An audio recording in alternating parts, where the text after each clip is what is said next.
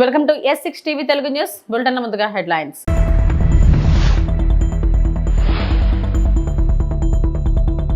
ఆగస్టులో కొత్త రేషన్ కార్డులు, మంత్రి నాదెండ్ల మనోహర్.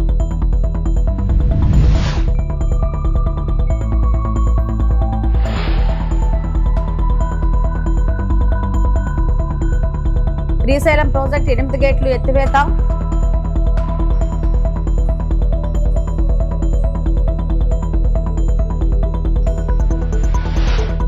ఈడీ విచారణకు హాజరైన నటుడు ప్రకాష్ రాజ్.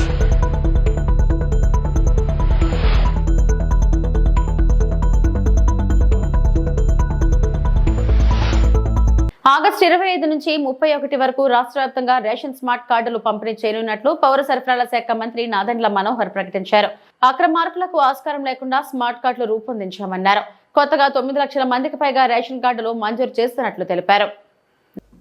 అనేక సంస్కరణలు, కొత్త విధానం, ప్రజలకి మరింత మెరుగైన సేవలు అందించే ఆలోచనతో రాష్ట్ర వ్యాప్తంగా పారదర్శకంగా జరిగే ప్రతి ప్రక్రియలో కూడా అందరినీ భాగస్వాములు చేయాలనే ఉద్దేశంతో ఈ రైస్ కార్డుల ప్రక్రియ ప్రారంభించడం జరిగింది.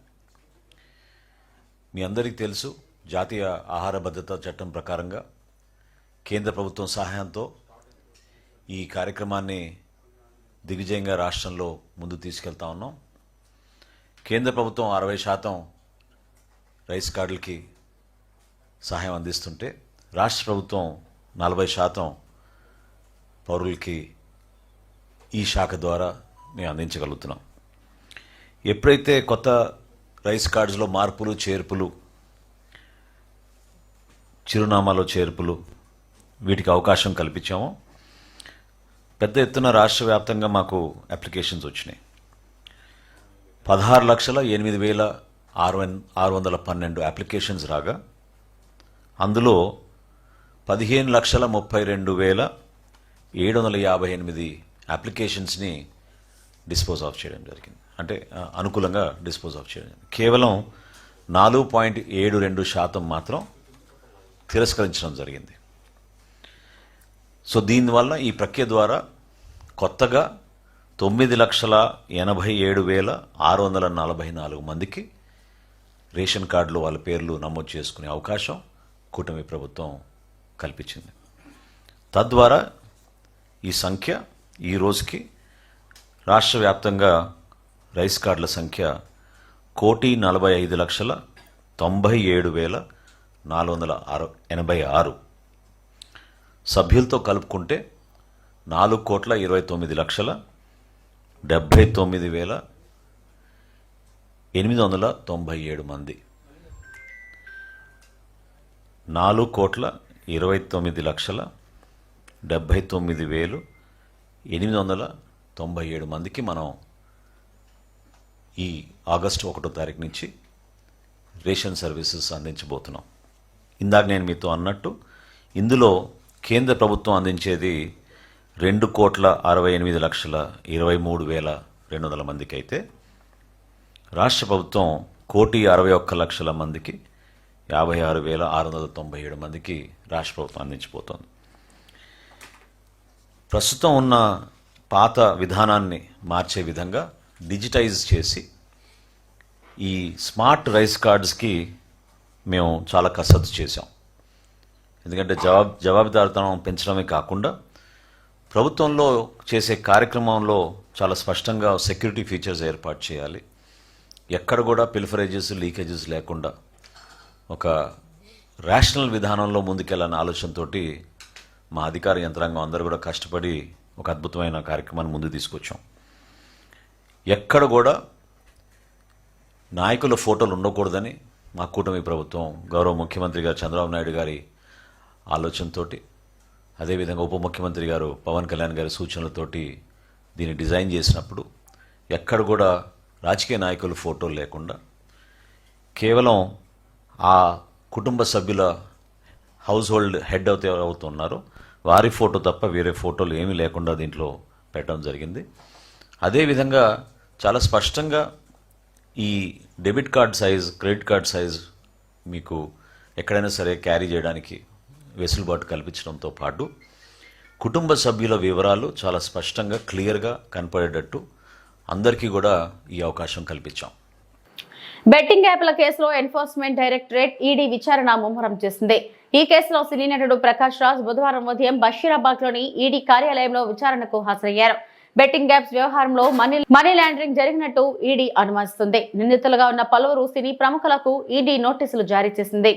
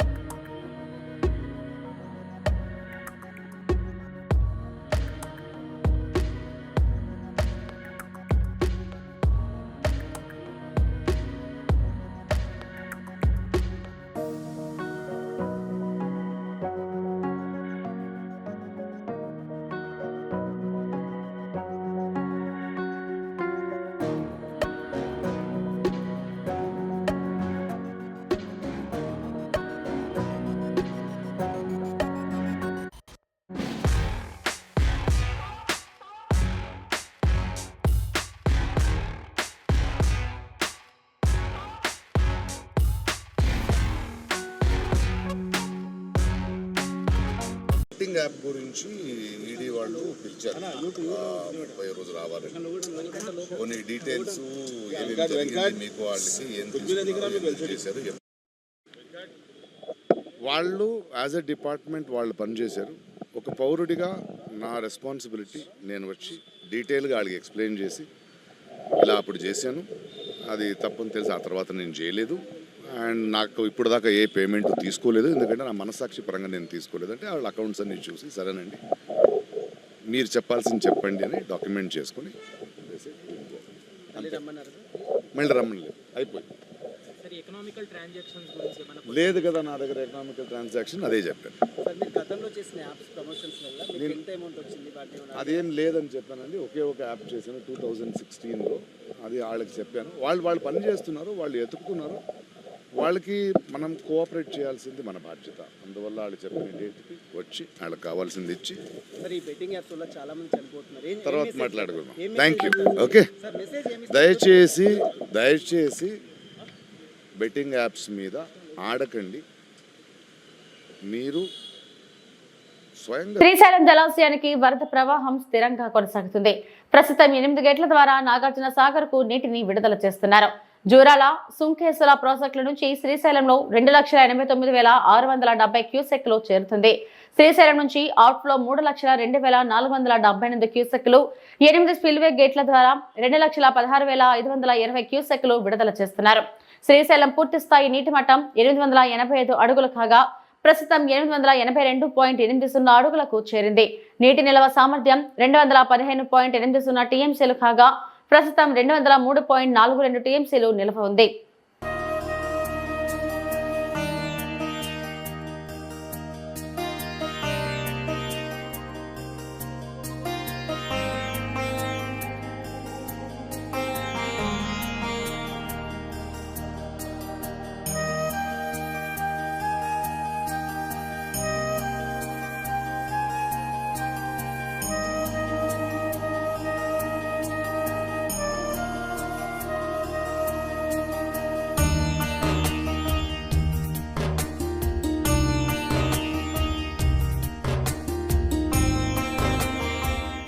నర్సీపట్నంలోని మదర్ నర్సింగ్ సంస్థల ఆధ్వర్యంలో 22వ batch mother college of nursing మరియు 7వ batch mother school of nursing విద్యార్థుల జ్యోతి ప్రజ్వలన కార్యక్రమం కళాశాల ప్రాంగణంలో ఘనంగా నిర్వహించారు.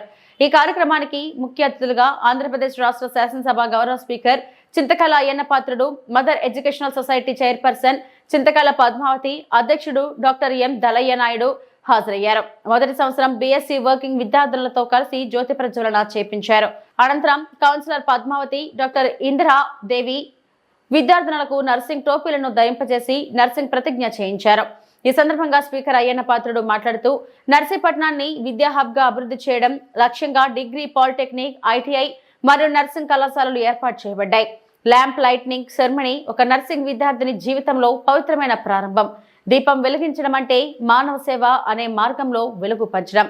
నర్సింగ్ వృత్తి కేవలం ఉద్యోగం కాదు, అది త్యాగ మార్గం, ఆత్మ సంతృప్తికి దారితీసే పయనమని అన్నారు.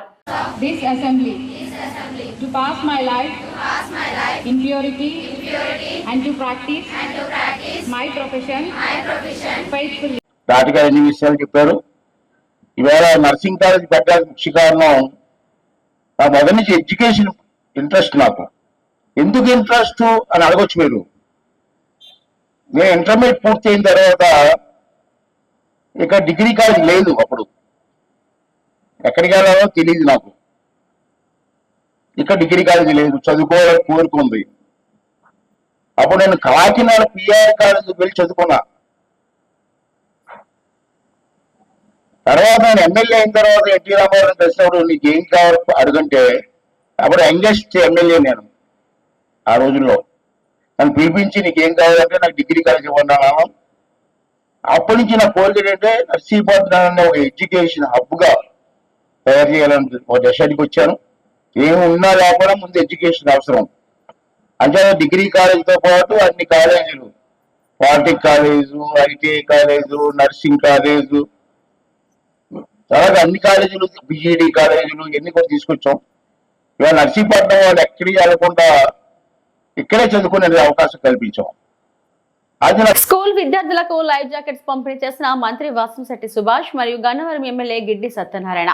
డాక్టర్ బిఆర్ అంబేద్కర్ జిల్లా పి గన్నవరం మండలానికి చెందిన లంకల గన్నవరం గ్రామంలోని ప్రభుత్వ హై స్కూల్లో చదువుతున్న విద్యార్థుల కోసం ఎంతో అవసరమైన సేవా కార్యక్రమాలు నిర్వహించడం జరిగింది. ప్రతిరోజు ఆచంట మండలం అయోధ్య లంక గ్రామాల నుండి 48 మంది విద్యార్థులు రోజు గోదావరి నదిని ప్రాణాలను పణంగా పెట్టి పడవలో దాటుతూ లంకల గన్నవరం హై స్కూల్ కి వెళ్తూ ఉంటారు. వర్షాకాలంలో నది పరివాహక ప్రాంతాలలో వరద ఉధృతి, నీటి ప్రవాహం ఎక్కువగా ఉండటంతో విద్యార్థుల ప్రాణాలకు రక్షణ లేకుండా పోయింది. దాంతో స్కూలు పిల్లల ప్రాణ భద్రతకు హాని కలగవచ్చని భావించిన మన కార్మిక శాఖ మాత్యులు వాసంశెట్టి సుభాష్ విద్యార్థుల కోసం ప్రత్యేకంగా లైఫ్ జాకెట్స్ ను సొంత ఖర్చులతో సమకూర్చారు. ఈ లైఫ్ జాకెట్లను ఈ రోజు లంకల గన్నవరం గ్రామంలో నిర్వహించిన కార్యక్రమంలో ఆ మండల శాసనసభ్యులు శ్రీ గిడ్డి సత్యనారాయణ సమక్షంలో కార్మిక శాఖ మాత్యులు శ్రీ వాసంశెట్టి సుభాష్ చేతుల మీదుగా విద్యార్థులకు పంపిణీ చేయడం జరిగింది. ఈ కార్యక్రమంలో కూటమి నాయకులు, పార్టీ కార్యకర్తలు, ఉపాధ్యాయులు, స్కూల్ సిబ్బంది, విద్యార్థులు తదితరులు పాల్గొన్నారు.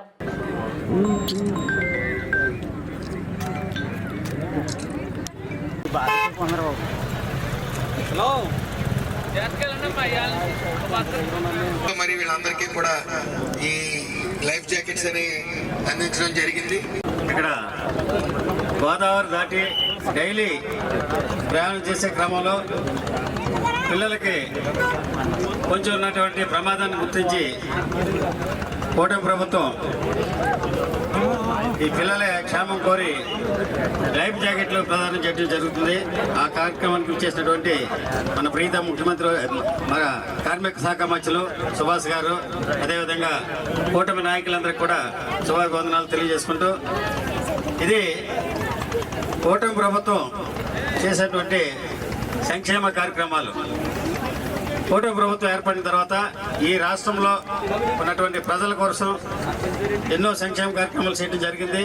అందులో భాగంగా ఈ నియోజకవర్గంలో ఇంచుమించు డెవలప్మెంట్ అండ్ సంక్షేమం ఈ రెండాటిని విధిగా తీసుకుని మన ప్రీతం ముఖ్యమంత్రి వర్యులు నారా చంద్రబాబు నాయుడు గారు, అదేవిధంగా ఉప ముఖ్యమంత్రి వర్యులు పవన్ కళ్యాణ్ గారి ఆధ్వర్యంలో మేము పనిచేస్తూ ఎంతో సాక్షిగా ఈ నియోజకవర్గ ప్రజలకి అన్ని సంక్షేమ కార్యక్రమాలు అందించడం జరిగింది.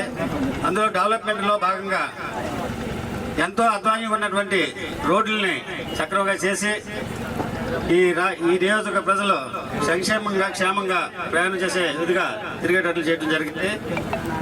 అందుచేత మీరంతా కూటమి ప్రభుత్వాన్ని గమనించాలని ఈ సందర్భంగా తెలియజేస్తూ, మీకు ఈ అయోధ్య విద్యార్థులకు ఇప్పుడు ఈ లైఫ్ జాకెట్స్ ప్రదానం చేయడం జరుగుతుంది. మన కార్మిక మంత్రి వర్యులు దీనికి సంబంధించి మాట్లాడుతున్నారు. Thank you very much. Nakkapalli మండలం సారిపల్లిపాలెం వద్ద రాయల్ ఎన్ఫీల్డ్ బైక్ తరలిస్తున్న 24 కేసుల గంజాయిని ముద్దాయి సుక్రీ అర్జున్ ని పట్టుకున్న పోలీసులు. ముద్దాయిది చింతపల్లి మండలం మామిడిపాలెంకి చెందిన సుక్రీ అర్జున్ గా గుర్తింపు. చింతపల్లి నుండి తునికి గంజాయి తరలిస్తుండగా పోలీసులకు అందిన సమాచారం మేరకు మార్గ మధ్యలో పట్టుకున్న నక్కపల్లి పోలీసులు. ముద్దాయి సుక్రీ అర్జున్ పై గతంలో Annavaram, Chintapalli excise, Rolugunta police station లో కేసులు నమోదు.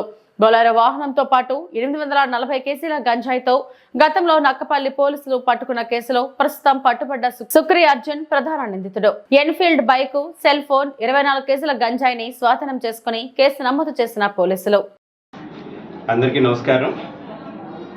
ఈ రోజున మన నక్కపల్లి ఎస్హెచ్ఓ గారు కుమారస్వామి గారు, అట్లాగే ఎస్ఐ సన్నిబాబు గారు ఒక చాలా గుడ్ వర్క్ చేశారు.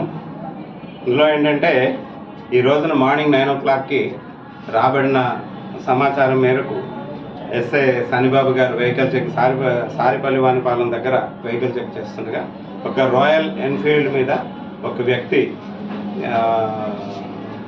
రాగా అనుమానంతో ఆయన్ని తనిఖీ చేయగా ఆయన దగ్గర ఉన్న 2 బ్యాగుల్లో గంజాయి దొరికింది. సుమారుగా గంజాయి 24 కేజీలు గంజాయి ఉంది. ఆయన పేరు సుక్రీ అర్జున్, సన్ ఆఫ్ రాంబాబు, 31 సంవత్సరాలు, ఎస్టీ వాల్మీకి కులం, మామిడిపల్లి గ్రామం, అల్లూరు సీతారామరాజు జిల్లా, చింతపల్లి మండలం.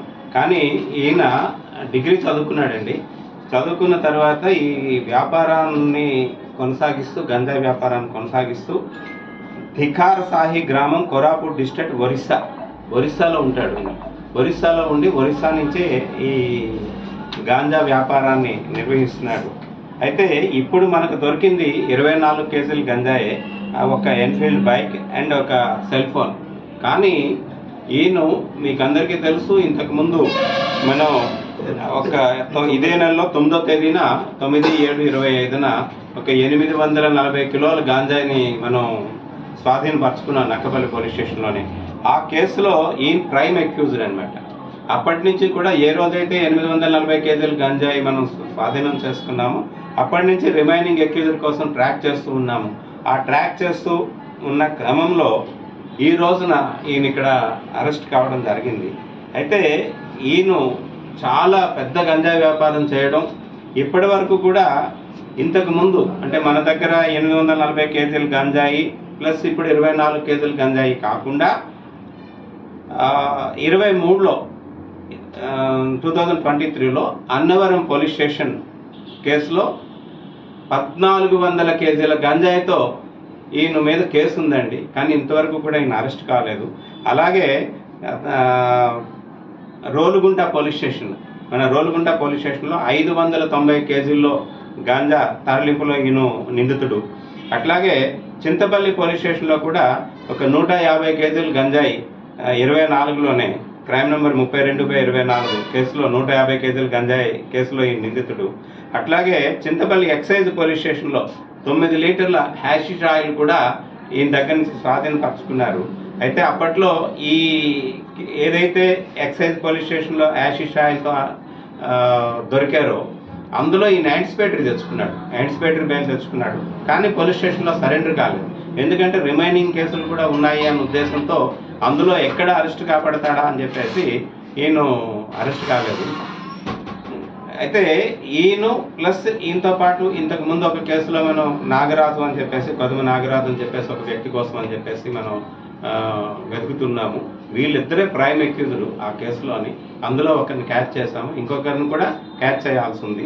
అట్లాగే ఈరోజు మనకి పట్టుకున్న కేసులో కూడా ఇంకా వివరాలు అయితే పేరు అదైతే మేము చెప్పలేము. కానీ ఆయన కూడా చాలా కింగ్ పిన్ అనమాట. చాలా కేసుల్లో చాలా లార్జ్ స్కేల్లో ఒరిస్సా నుంచి గంజాయి తెప్పించి వీళ్ళు తమిళనాడు అలాగే తెలంగాణ మిగతా ప్రాంతాలకి సప్లై చేస్తున్నారు. ఆయన కూడా ఇన్ఫర్మేషన్ ఉంది. త్వరలోనే ఆ వ్యక్తిని కూడా అరెస్ట్ చేస్తాము. అరెస్ట్ చేసి వీళ్ళు ఎవరైతే ఉన్నారో ఇప్పుడు మనకు దొరికిన సుక్రియా అర్జన్, ఆయన మీద ఫైనాన్షియల్ ఇన్వెస్టిగేషన్ కూడా చేస్తాము. అట్లాగే పీడీ యాక్ట్ కూడా ఈయన మీద పెట్టడం జరుగుతుంది. అట్లాగే ఈయనకి ఎవరైతే లింకప్స్ ఉన్నాయో వాళ్ళందరినీ, అట్లాగే డెస్టినేషన్ ఏమైతే ఉందో తెలంగాణలో ఉన్న వాళ్ళు కానీ తమిళనాడులో ఉన్న వాళ్ళు కానీ వాళ్ళను కూడా మేము అరెస్ట్ చేయడం జరుగుతుంది. ఇంకా భారీ మొత్తంలో ఏపీ లిక్కర్ స్కామ్ నగదు సీజ్. హైదరాబాద్ శంషాబాద్ సమీపంలోని సులోచన ఫార్మ్ గెస్ట్ హౌస్ లో ఏపీ లిక్కర్ స్కామ్ కు సంబంధించిన 11 కోట్ల నగదును సిట్ అధికారులు సీజ్ చేశారు. A40 నిందితుడు వరుణ్ పురుషోత్తం ఇచ్చిన వాంగ్మూలం ఆధారంగా దాడులు చేపట్టిన అధికారులు 12 బాక్సుల్లో దాచిన డబ్బును గుర్తించారు. ఇది A1 నిందితుడు రాజ్ కేసిరెడ్డి ఆదేశాల మేరకు జూన్ 2024లో వినయ్ సాయంతో దాచినట్టు విచారణలో వెల్లడైంది. మొత్తం స్కామ్ విలువ 3,500 కోట్లు ఉంటుందని సిట్ అంచనా వేశారు. మధ్యవర్తులు ఎవరైతే మనకి రిటర్న్ చేసినటువంటి వరుణ్ కుమార్ గారు ఈ అప్లికేషన్ ఈ గోదాం చేసినటువంటి వినయ్ గారు అందరూ ఇక్కడే ఉన్నారు. వేరే సంవత్సరంలో ఈ నోట్ల కట్టలన్నీ లెక్కిస్తే 12 బాక్సుల్లో మొత్తం 11 కోట్ల రూపాయలు దీంట్లో ప్యాక్ చేయబడి ఉన్నాయి. ఈ ప్యాక్ చేయబడినటువంటి 12 బాక్స్ పెట్టి కానీ మధ్యవర్తుల సమస్యల్లో వీటన్నిటిని ప్యాక్ చేసి వాటి మీద మధ్యవర్తులు, ఈ ప్రత్యక్ష సాక్షులు, ఈ కేసులో అసిస్టెంట్ ఇన్వెస్టిగేషన్ ఆఫీసర్స్ కూడా సంతకాలు చేసినటువంటి స్లిప్స్ని ఈ బాక్సుల మీద అందించి దీన్ని సీల్ చేయడం జరుగుతుంది. భారతీయ నాగరిక సురక్ష సంహిత 2023లోని సెక్షన్ 35 సవరణ కోసం ప్రజా భద్రతకు సంబంధించిన కేసులపై లోక్సభలో మాట్లాడిన ఖమ్మం ఎంపీ రామసహాయం రఘురామరెడ్డికి ఖమ్మం బార్ అసోసియేషన్ న్యాయవాదులు న్యాయస్థాన ప్రాంగణంలో ఖమ్మం ఎంపీ రామసహాయం రఘురామరెడ్డికి పాలాభిషేకం నిర్వహించి కృతజ్ఞతలు తెలియజేశారు. ఈ కార్యక్రమంలో తాళ్లూరు దిలీప్, పసుపులెట్టి శ్రీనివాస్ నాయుడు, ఊటుకూరి విజయలక్ష్మి, సైదేశ్వరరావు, క్రిస్టిఫర్, వెంకటనారాయణ, మిట్టపల్లి శ్రీనివాస్, దీపిక, కృష్ణారావు తదితరులు పాల్గొన్నారు. ఆలోచనతోటి నేను పెద్దల స్వామి రమేష్ గారిని కూడా అడగడం జరిగింది. స్వామి రమేష్ గారి సహకారంతో 41 CRPC అమెండ్మెంట్లో 35 BNS ఏదైతే యాక్ట్ ఉందో దాన్ని స్వామి రమేష్ గారి సహకారంతో రఘురామరెడ్డి గారు దృష్టికి తీసుకెళ్ళడం జరిగింది. రఘురామరెడ్డి గారు ఎప్పుడైతే ఆ ఇష్యూని చూశారో, నిందితులకి న్యాయం చేయాలి, ఉమెన్ ఎస్పెషల్లీ ఉమెన్ చిల్డ్రన్కి పబ్లిక్ సేఫ్టీకి ఉండాలని చెప్పేసి ఈ నోటీసుల్ని కొంత సవరించాలన్న ఉద్దేశంతో నిన్న రూల్ 377 మీద పార్లమెంట్లో క్వశ్చన్ షార్ట్ నోటీస్ ఇష్యూ చేయడం జరిగింది. నిన్ననే చర్చ జరిగింది. నాకు తెలిసి ఒక నమ్మకం అయితే వచ్చింది. డెఫినెట్లీ రామసాయం నరేష్ రెడ్డి గారు సాధిస్తారని చెప్పేసి ఒక దృఢ సంకల్పంతో ఉన్నాము. మరి ఈ కార్యక్రమానికి మాకు సహకరించినందుకు వచ్చిన మిత్రులందరూ కూడా ధన్యవాదాలు తెలియజేసుకుంటూ, రేపు రాబోయే కాలంలో మనం నిందితుల తరఫునే కాకుండా అట్లీస్ట్ మన బాధితుల తరఫున కూడా మనం పోరాడాల్సిన బాధ్యత ఉంది.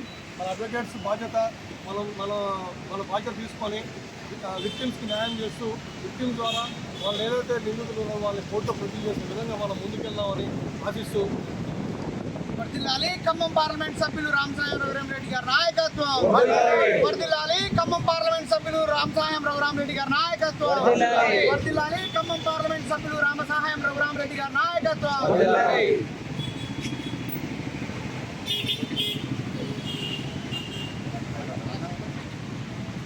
జూనియర్ హీరో గాలి జనార్దన్ రెడ్డి తనయుడు కిరీటి తిరుమల శ్రీవారిని దర్శించుకున్నారు. బుధవారం వీఐపీ ప్రారంభ విరామ దర్శన సమయంలో తల్లిదండ్రులతో కలిసి స్వామివారి సేవలో పాల్గొన్నారు. టీటీడీ అధికారులు వీరికి స్వాగతం పలికి దర్శన ఏర్పాట్లు చేశారు. దర్శనం అనంతరం రంగనాయకుల మండపంలో పండితులు వీరికి ఆశీర్వచనం చేసి స్వామివారి తీర్థ ప్రసాదాలను అందజేశారు. కిరీటి శ్రీలీల జంటగా నటించిన జూనియర్ ఇటీవల విడుదలై ప్రేక్షకాదరణ పొందింది. ఈ సినిమా మొదలయ్యేటప్పుడే నేను మొక్కునున్నాను, అద్భుతంగా సినిమా జరిగితే ఖచ్చితంగా వచ్చి దేవుడు ఆశీర్వాదం తీసుకుంటానని చెప్పేసి. అదేవిధంగా అద్భుతంగా జరిగిన సినిమా చాలా ప్రేమించారు ప్రేక్షకులు, దేవుడు. అదే కారణంగా ఈరోజు వచ్చేసి దేవుడు ఆశీర్వాదం తీసుకుంటూ ఉంటే చాలా సంతోషంగా ఉంది. కుటుంబ సమేతంగా ఈరోజు వచ్చి ఆశీర్వాదం జరిగింది. దేవుడు ఖచ్చితంగా చల్లగా చూస్తాడని చెప్పేసి నమ్ముతున్నాను. ఇంకొక 2 వారాల్లోనే నా నెక్స్ట్ సినిమా ఏదని చెప్పేసి ప్రకటించబోతున్నాను. ప్రేక్షకుల ఆదరణ, అభిమానము, వాళ్ళ ప్రేమ అలాగే కొనసాగాలని కోరుకుంటున్నాను. మా కర్ణాటక నుంచి నా దైవమైనటువంటి పునీత్ రాజ్ కుమార్ సార్ ఇక్కడ నేను చిన్నప్పటి నుంచి చాలా అభిమానంగా చూస్తున్నటువంటి హీరో జూనియర్ ఎన్టీఆర్ సార్ అవ్వచ్చు. వీళ్ళిద్దరూ నాకు చాలా స్ఫూర్తినిచ్చినందుకే చిన్నప్పుడు నేను ఒక నిర్ణయం తీసుకున్నాను సార్, ఒక నటుడుగా నేను కూడా జీవితంలో ముందుకు రావాలని చెప్పేసి. అదే కాబట్టి రెగ్యులర్గా శ్రీకాళహస్తి సిస్టర్ అంతా ఉంటారు, వస్తూనే ఉంటారు. బాబు సినిమా విషయంలో కూడా ప్రజలు ఆదరించినారు. తను చిన్నప్పటి నుంచి కూడా ఒక కళాకారుడే, నటుడు అవ్వాలనే తన కోరిక నెరవేరింది. ప్రజలు కూడా ఆశీర్వదించినారు కాబట్టి అందరూ వచ్చి భగవంతుడి ఆశీర్వాదం తీసుకున్నారు. ఇట్లా మనముడికి పుట్టింటికలు కూడా ఈరోజు ఇవి ఇప్పటి వరకు నా బులెటిన్ అప్డేట్స్. మరిన్ని వార్తా విశేషాల కోసం చూస్తూనే ఉండే. నమస్తే.